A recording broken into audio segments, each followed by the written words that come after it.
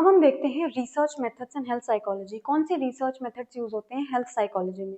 तो सबसे पहले रिसर्च क्या होता है? रिसर्च एक स्टडी कंडक्ट करी जाती है किसी थियोरी को टेस्ट करने के लिए कि इसको कॉज क्या कर रहा है, इसको प्रिवेंट कैसे कर सकते हैं, इन सब चीजों में। ठीक है, तो जैसे कि हार्ट डिजीज क्यों कॉज होती है, उसके पीछे एक जो मोस्ट रिकॉग्नाइज्ड रीजन दिया जाता है वो है एक्सेस कोलेस्ट्रॉल।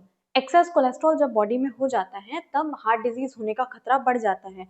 और ये कोलेस्ट्रॉल जो है वो मोस्टली दो सोर्सेज से आता है। सबसे पहला जो है वो बॉडी मैन्युफैक्चर करती है उसका मोस्ट ऑफ द पार्ट, और दूसरा होता है जो आपके डाइट से आता है। डाइट में भी generally red meat, egg yolk और ऑयल्स चीजेस, इनमें कोलेस्ट्रॉल, इससे कोलेस्ट्रॉल बनता है। ठीक है, कोलेस्ट्रॉल के प्रेजेंस से होता क्या है कि जो आर्टरीज होती हैं जो ऑक्सीजन रिच ब्लड सप्लाई करती हैं बॉडी में और स्पेशली हार्ट में, उनका जो स्ट्रक्चर है, ये देखो ये है आर्टरी। तो ये जो आर्टरी का ये जो स्ट्रक्चर है इसमें यहाँ पर कोलेस्ट्रॉल इकट्ठा हो जाता है और फिर ये कोलेस्ट्रॉल जो है वो इसके डायमीटर को कम कर देता है। तो जहाँ पर यहाँ पर बहुत सारा ब्लड जाता, अब यहाँ पर ऐसे ब्लड होके फिर यहाँ से होकर जाएगा। तो इससे क्या हुआ कि ब्लड सप्लाई कम हो गया। LDL cholesterol, or bad cholesterol, can stick to the walls of your arteries and cause blockages, preventing blood from getting to the heart and increasing your chances of a heart attack or stroke. और जब blood supply कम हो जाएगा तो फिर heart ढंग से function नहीं करेगा और फिर हार्ट डिजीज हो जाएंगी, अलग अलग तरीके की होती है। ठीक है, तो ये हो गया, ये हमें रिसर्च करके पता चला। अब अगर हमें ये एक आइडिया लग गया है कि ठीक है कोलेस्ट्रॉल लेवल की वजह से होता है, तो अब हम क्या कर सकते हैं? कोलेस्ट्रॉल कम करके देखेंगे, कोलेस्ट्रॉल को खत्म करने वाली दवाई वगैरह लगा के देखेंगे कि क्या क्या इन सब का रोल रहता है, क्या ये इफेक्ट कर रहा है कि नहीं।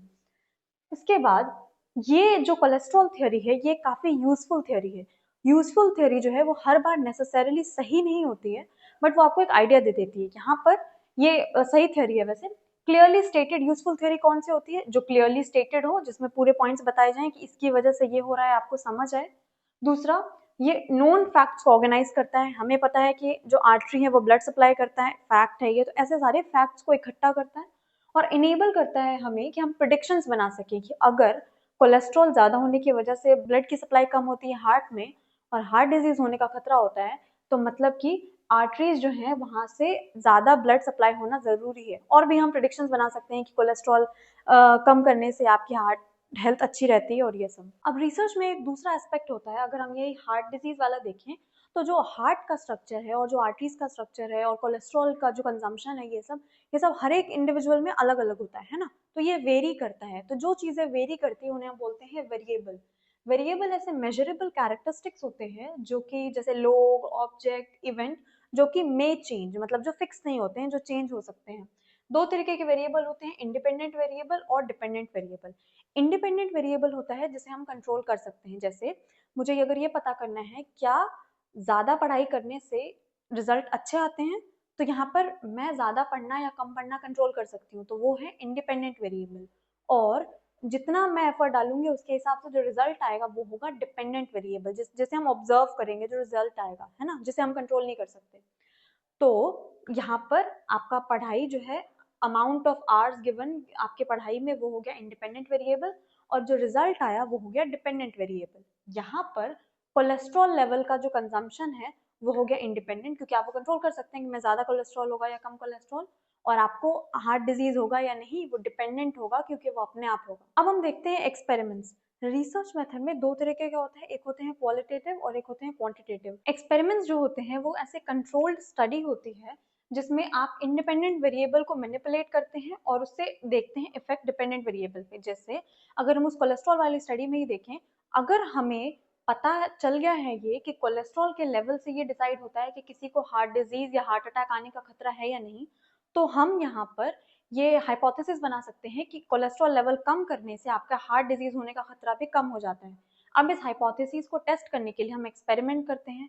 एक्सपेरिमेंट एक कंट्रोल्ड एनवायरनमेंट में होता है जिसमें आप मैनिपुलेट करते हैं। जैसे यहाँ पर हमें क्या कर सकते हैं, हमें क्या करना है, इंडिपेंडेंट वेरिएबल को कंट्रोल करना है। इंडिपेंडेंट वेरिएबल क्या है? Level of cholesterol. Cholesterol level को हमें मैनिपुलेट करना है। अब कोलेस्ट्रॉल लेवल को कम करना है हमें, ताकि हम देख सकें उसका रिजल्ट होता है कि नहीं। उसको कम करने के दो तरीके हैं। पहला कि हम डाइट ऑल्टर करवाएं कि नहीं नहीं आप ये मीट मत खाओ, आप एग्स मत खाओ, चीज मत खाओ, ये वो। या फिर हम उनको एक कोलेस्ट्रॉल लोअरिंग ड्रग दे सकते हैं रेगुलरली। उनको रेगुलरली एक पिल दी जाए कि आप ये ना डेली खा लेना, जिससे उनका कोलेस्ट्रॉल लेवल जो है वो कम हो जाएगा। ठीक है, अब मान लेते हैं कि हम इस हाइपोथेसिस को टेस्ट कर रहे हैं कि does lowering cholesterol reduce heart disease, क्या कोलेस्ट्रॉल को कम करने से हार्ट डिजीज का खतरा कम होता है। हम इस हाइपोथेसिस को टेस्ट कर रहे हैं वाया दिस एक्सपेरिमेंट। अब इस एक्सपेरिमेंट को कंडक्ट करने के लिए लार्ज सैंपल ऑफ पीपल चाहिए, ठीक है। हम रैंडमली लोगों को असाइन करेंगे। सबसे पहले हम अपना पॉपुलेशन चेक करेंगे हमें कौन सा चाहिए। तो मिडिल एज्ड जो मेन और वुमेन होते हैं उनको ज्यादा खतरा होता है कि वो हार्ट डिजीज और हार्ट अटैक से सफर कर सकते हैं, ठीक है।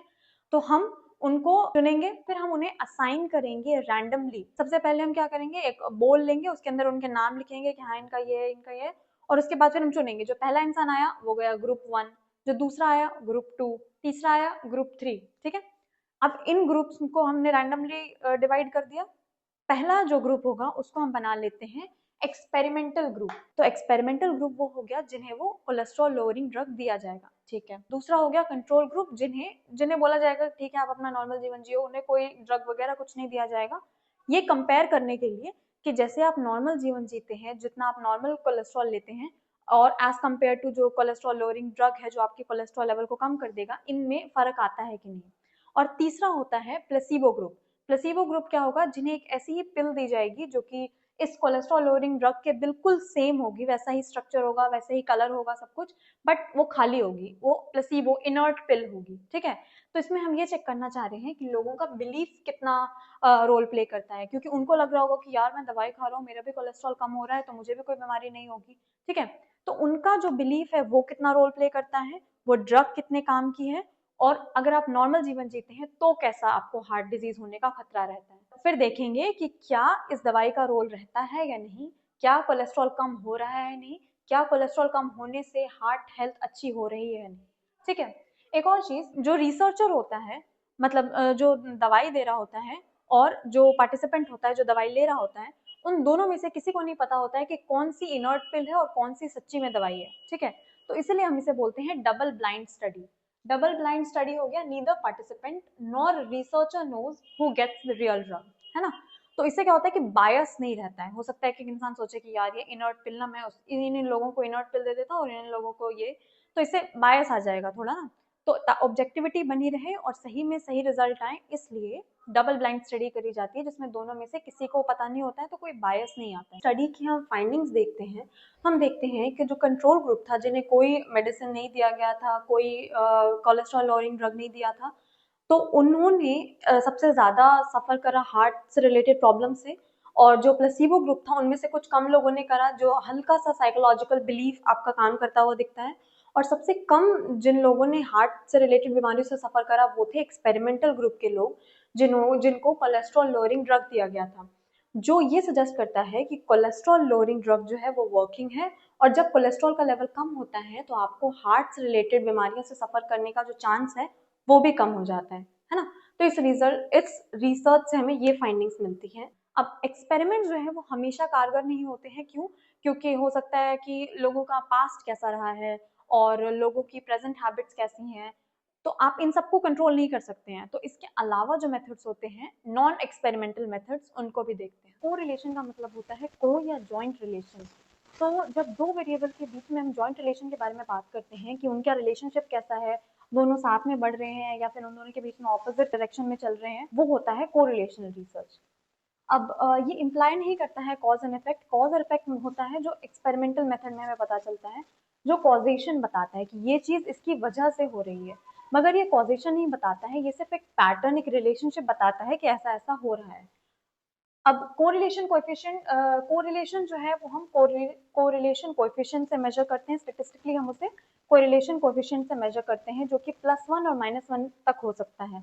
+1 मतलब कि बहुत स्ट्रॉन्ग पॉजिटिव कोरिलेशन, और -1 मतलब कि नेगेटिव कोरिलेशन, और 0 मतलब कि कोई कोरिलेशन नहीं है, ठीक है। तो ये दो टाइप के होते हैं, पॉजिटिव और नेगेटिव। पॉजिटिव हो गया मतलब जब सेम डायरेक्शन में हो रहे हैं, जैसे एक वेरिएबल बढ़ रहा है तो दूसरा भी बढ़ रहा है, या फिर एक घट रहा है तो दूसरा भी घट रहा है। और नेगेटिव कोरिलेशन होता है जब ऑपोजिट डायरेक्शन में मूव करते हैं, कि एक बढ़ रहा है तो दूसरा घट रहा है, ऐसे करके। जितना +1 के पास है उतना ज्यादा पॉजिटिव कोरिलेशन, और जितना -1 के पास है उतना ज्यादा नेगेटिव कोरिलेशन। तो जैसे 0.72 प्लस जो है ये पॉजिटिव कोरिलेशन 1 के बहुत पास है, तो ये बहुत स्ट्रॉन्ग पॉजिटिव कोरिलेशन है। वहीं 0.42 जो है वो मॉडरेट पॉजिटिव कोरिलेशन है। सेम ऐसे यहाँ पर ये बहुत स्ट्रॉन्ग नेगेटिव कोरिलेशन है और ये माइल्ड नेगेटिव कोरिलेशन है। एग्जाम्पल से समझते हैं। तो पॉजिटिव कोरिलेशन का एग्जाम्पल हो गया जैसे कि जब एक्सरसाइज ज्यादा करते हैं तो आपकी हार्ट हेल्थ या बॉडी की भी इन जनरल हेल्थ जो है वो अच्छी रहती है। तो एक्सरसाइज करना और हार्ट के हेल्थ का अच्छा होना ये पॉजिटिवली कोरिलेटेड है ना, क्योंकि एक बढ़ रहा है तो दूसरा भी बढ़ रहा है। फिर है इनकम और स्पेंडिंग। इनकम, जब आप ज्यादा पैसे कमाने लग जाते हैं तो ज्यादा खर्च भी करने लग जाते हैं, तो इनकम बढ़ेगी तो स्पेंडिंग भी बढ़ेगी, ये पॉजिटिवली कोरिलेटेड है। नेगेटिव कोरिलेशन में देखेंगे कि जैसे आपकी स्क्रीन टाइम बढ़ती है वैसे आपकी स्लीप ड्यूरेशन और स्लीप क्वालिटी दोनों कम हो जाती है। तो स्क्रीन टाइम का बढ़ना स्लीप क्वालिटी और स्लीप ड्यूरेशन के कम होने से रिलेटेड है। सेम वैसे ही स्ट्रेस जब हम ज्यादा लेते हैं तो हमारी हेल्थ डिटेरियोरेट होती है, तो स्ट्रेस का बढ़ना हेल्थ के डिटेरियोरेट होने से रिलेटेड है। जीरो कोरिलेशन शो करता है जैसे कि जिसमें कुछ कोरिलेशन नहीं है, कोई भी वेरिएबल बढ़ रहा है घट रहा है दूसरे को कोई मतलब नहीं है। जैसे कि शूज साइज का बिल्कुल नहीं है। क्वाजी एक्सपेरिमेंटल स्टडी के बारे में, क्वाजी मतलब होता है ऑलमोस्ट, ऑलमोस्ट एन एक्सपेरिमेंट, है ना। तो ये ऑलमोस्ट एक एक्सपेरिमेंट होता है कि क्योंकि इसमें भी हम ग्रुप को स्टडी कर रहे होते हैं, बट जैसे कि एक्सपेरिमेंटल मेथड में हम ग्रुप खुद सेग्रीगेट करते हैं, उनको रैंडमली डिवाइड करते हैं कि तुम यहाँ ऐसे करके। यहाँ पर वैसा नहीं होता है, यहाँ पर ग्रुप्स ऑलरेडी फॉर्म्ड होते हैं, हम बस उनको स्टडी करते हैं, ठीक है। तो ये भी स्टडी करता है कॉज एंड इफेक्ट, बट यहाँ पर इतना स्ट्रॉन्ग कॉजेशन नहीं होता है। आप एग्जैक्टली पिन पॉइंट नहीं करके बता सकते हैं कि इसकी वजह से हुआ है, बट आप मोटा मोटी बोल सकते हैं कि इसकी वजह से हो सकता है कि हुआ है ना। इसमें क्या होता है, रैंडमली असाइन नहीं करते हैं पार्टिसिपेंट को, और ये जो प्री एग्जिस्टिंग ग्रुप है उनको स्टडी करता है। जैसे कि इफेक्ट्स ऑफ ट्रॉमा, तो इसमें जिन लोगों ने ट्रॉमा एक्सपीरियंस किया है और जिन लोगों ने ट्रॉमा एक्सपीरियंस नहीं किया है वो ऑलरेडी डिवाइडेड है, अलग अलग लोग हैं। हमने नहीं बोला कि चलो आप ट्रॉमा वाले ग्रुप में और आप नॉन ट्रॉमा वाले ग्रुप में, है ना। तो जिन लोगों ने ट्रॉमा एक्सपीरियंस करा है वो एक तरफ, जिन लोगों ने नहीं किया है वो एक तरफ, और फिर हम पढ़ते हैं कि क्या ट्रॉमा का इफेक्ट रहता है एक इंडिविजुअल की लाइफ पे। या फिर स्कूल टाइप का, गवर्नमेंट स्कूल और प्राइवेट स्कूल ऑलरेडी सेग्रीगेटेड है, ऑलरेडी बने हुए ग्रुप्स हैं। तो गवर्नमेंट स्कूल में जो बच्चे पढ़ रहे हैं और जो प्राइवेट स्कूल में बच्चे पढ़ रहे हैं उन लोगों के एजुकेशन का लेवल कैसा है, उनके को करिकुलर एक्टिविटीज कैसी होती है, इन सबको स्टडी करना।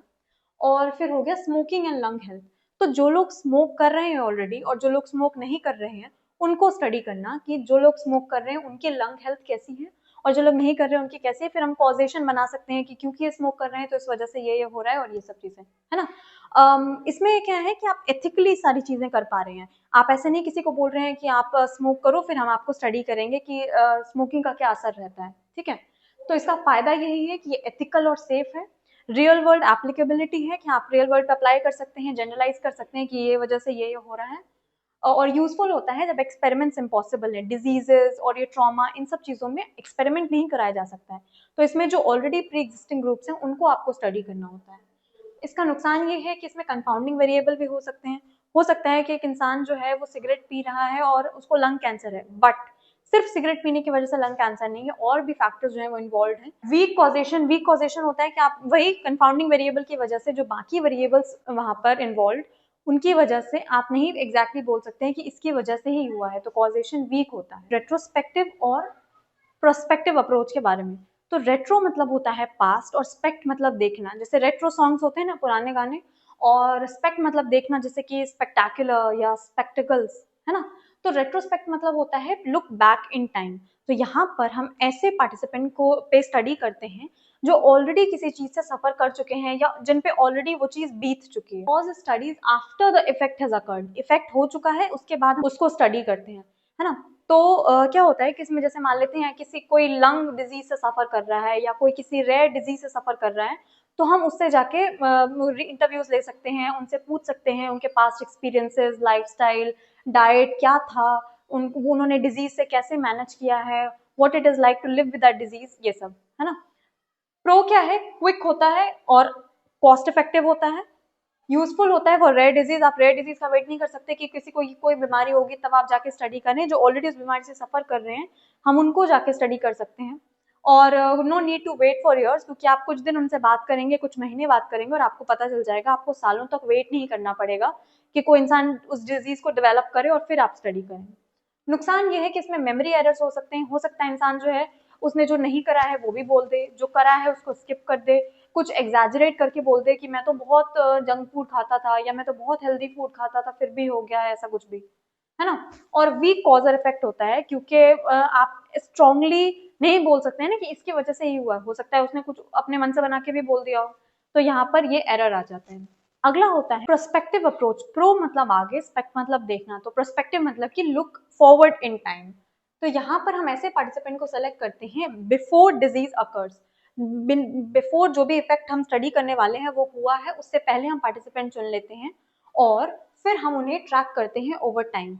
तो जैसे मान लेते हैं अगर हम लंग हेल्थ पे स्टडी कर रहे हैं, तो कुछ स्मोकर्स जिन्हें कोई लंग से रिलेटेड अभी कोई प्रॉब्लम नहीं है, और कुछ नॉन स्मोकर्स जिन्हें कोई लंग से रिलेटेड प्रॉब्लम नहीं है, उन्हें उन पार्टिसिपेंट को हम लेंगे और उसके बाद वो उन पे स्टडी करेंगे ओवर टाइम, लॉन्गिट्यूडनल स्टडी, एक लंबे टाइम तक, ये देखने के लिए कि उनमें से कौन से लोग जो हैं वो लंग से रिलेटेड कोई भी डिजीज से सफर करते हैं फॉरवर्ड इन टाइम, है ना। तो ये जो है ये इसका फायदा क्या है, ये मोर एक्यूरेट डेटा देता है, इसमें कोई मेमोरी रिकॉल बायस नहीं है, ये अपने मन से बना के नहीं बोलेंगे। हम जब इन पार्टिसिपेंट को चुनेंगे तब हम इनका हेल्थ का डेटा ले लेंगे कि अभी इनकी हेल्थ की सिचुएशन कैसी है, और फिर ओवर टाइम हम देखेंगे कि किसकी हेल्थ डिटेरियोरेट हो रही है या क्या हो रहा है। इसके अलावा स्ट्रॉन्गर एविडेंस होता है फॉर कॉजेशन, क्योंकि हमने स्टार्टिंग में देख लिया था कि अभी सब ठीक है, तो ये चीज क्यों हो रही है ये हम बाद में बता सकते हैं स्ट्रांगली।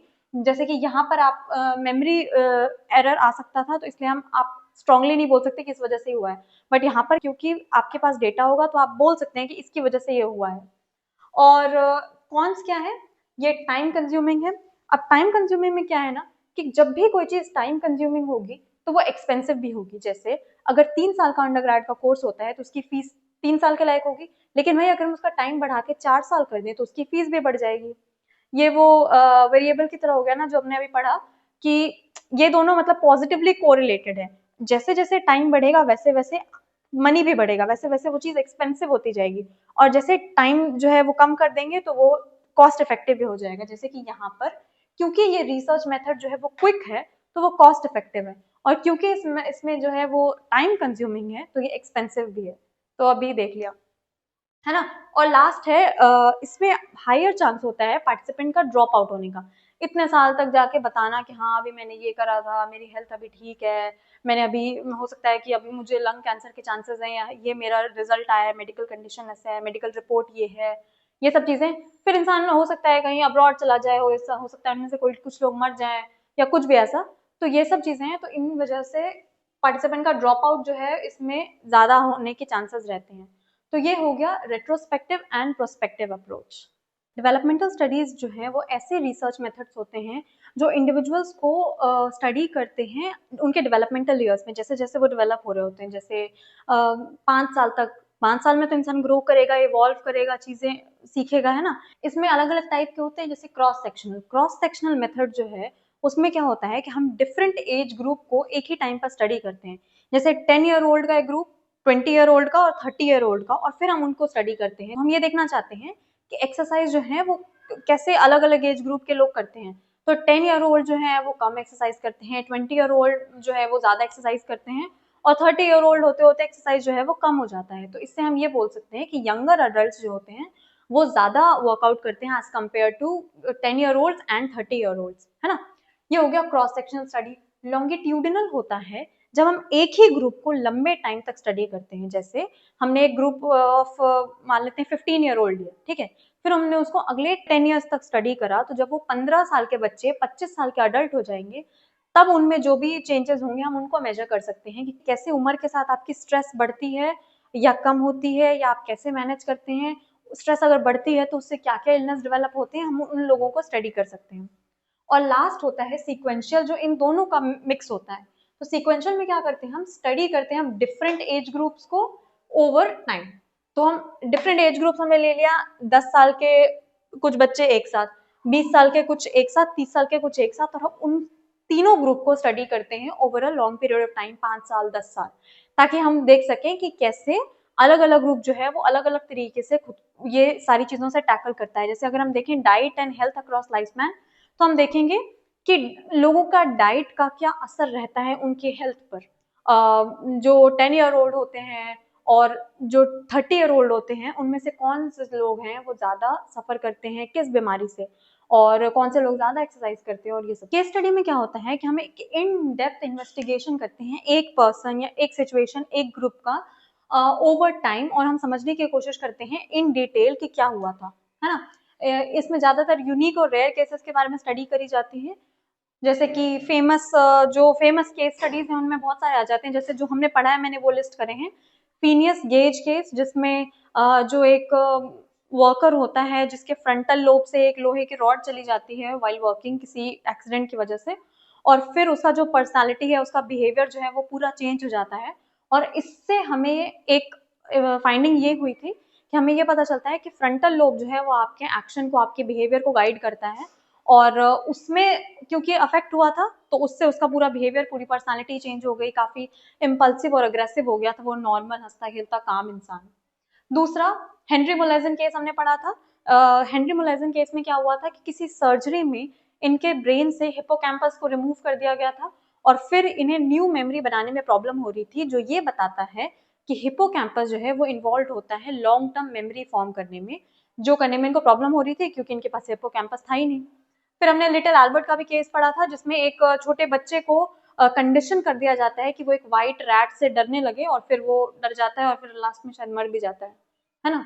ये हो गया। फायदा क्या होता है केस स्टडी पढ़ने का? डीप रिच इंफॉर्मेशन मिलती है, यूजफुल होती है फॉर रेयर केसेस, और आपको इससे कई नए आइडियाज भी जनरेट होते हैं, जैसे यहाँ पर हमें पता चला था। कॉन्स क्या होते हैं कि आप इनको जनरलाइज नहीं कर सकते, जस्ट बिकॉज एक इंसान सफर कर रहा है डजंट मीन सबको ये चीज हो सकती है। वो पूरी स्टडी के बाद हम फाइनली बोल सकते हैं कि हाँ ऐसा हो सकता है। तो जनरलाइजेबिलिटी बहुत कम होती है, बायस आ सकता है, हो सकता है जो रिसर्चर है वो किस तरीके से इंटरप्रेट कर रहा है उसका बायस आ जाए, और कोई स्ट्रॉन्ग कॉजेशन आप नहीं बता सकते हैं, एक केस को पढ़कर आप स्ट्रांगली नहीं बोल सकते हैं कि इसकी वजह से ये हुआ है। तो ये हो गया केस स्टडी मेथड। ठीक है, तो आज हमने क्या क्या पढ़ लिया है? रिसर्च मेथड्स कौन क्या होते हैं हेल्थ साइकोलॉजी में, एक्सपेरिमेंट्स क्या होते हैं, कोरिलेशनल स्टडीज क्या होती हैं, quasi experiments, prospective and retrospective approaches क्या होते हैं, डेवलपमेंटल मेथड जिसमें क्रॉस सेक्शनल, सीक्वेंशियल और लॉन्गिट्यूडनल रिसर्च मेथड्स आते हैं, और लास्ट में केस स्टडीज। ठीक है, तो ये एक ओवरव्यू हो गया कि हेल्थ साइकोलॉजी में क्या क्या कैसे आप रिसर्च करते हैं, क्या क्या मेथड्स यूज करते हैं। इसके बाद हम पढ़ते हैं lifestyle to enhance health and prevent illness, कैसे क्या क्या मेथड्स होते हैं हेल्थ प्रमोशन के, क्या हैबिट्स होती हैं जिससे आपकी जो हेल्थ है वो और बेटर हो सकती है, और इलनेस को कैसे प्रिवेंट किया जा सकता है। ठीक है, तो आज के लिए बस इतना ही।